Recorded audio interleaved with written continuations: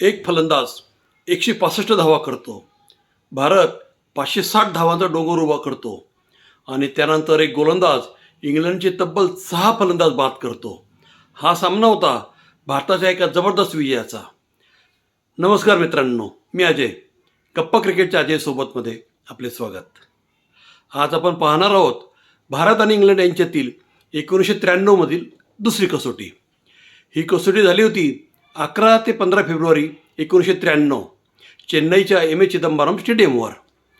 भारताने नाणेफेक जिंकून प्रथम फलंदाजी घेतली आणि मग सुरू झाली भारतीय फलंदाजांची धावांची बरसात. नवज्योत सिंग सिद्धू 106 धावा, सचिन तेंडुलकर तब्बल 165 धावा. सचिनने 296 चेंडूचा सामना करत 24 चौकार आणि 1 षटकार लगावला. त्याचबरोबर प्रवीण आमरे यांनी 78 आणि कपिल देव यांनी नाबाद 66 धावा केल्या. भारताने 560 धावांवर 6 बाद डाव घोषित केला. 560 धावांच्या प्रचंड दबावाखाली इंग्लंडचा संघ उतरला मैदानात. पण भारतीय गोलंदाजांनी इंग्लंडचा संघ 286 धावातच गुंडाळला. वेंकटपती राजू 4, राजेश चव्हाण 3 आणि अनिल कुंबळे यांनी 2 विकेट घेतल्या.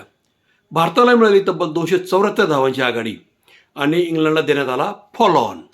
इंग्लंड दुसऱ्यांदा फलंदाजीला उतरला, पण दुसऱ्या बाजूने भारतीय फिरकीसमोर इंग्लंडचा डाव पुन्हा कोसळत गेला आणि मग आला अनिल कुंबळेचा कहर. 1व्या षटकात 64 धावा देत 6 बळी घेतले. इंग्लंडचा दुसरा डाव संपला 252 धावांवर आणि अशा प्रकारे भारताने इंग्लंडचा पराभव केला 1 डाव आणि तब्बल 22 धावांनी. सचिन तेंडुलकरची 165 धावांची अप्रतिम खेळी आणि अनिल कुंबळेंची 6 विकेटची जादू. या विजयामुळे भारताने 3 कसोटी सामन्याच्या मालिकेत 2-0 अशी आघाडी घेतली आणि भारताचा सामनावीर होता अर्थात सचिन तेंडुलकर.